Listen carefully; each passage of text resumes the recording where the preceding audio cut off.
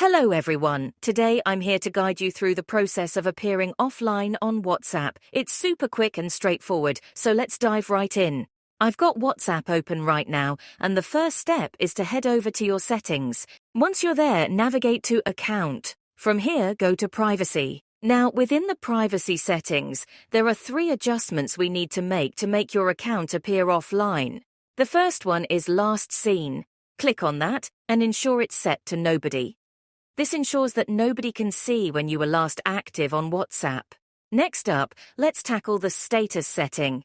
Click on that. Currently, it might be set to My Contacts. Change it to Only Share With, and then simply don't select anyone.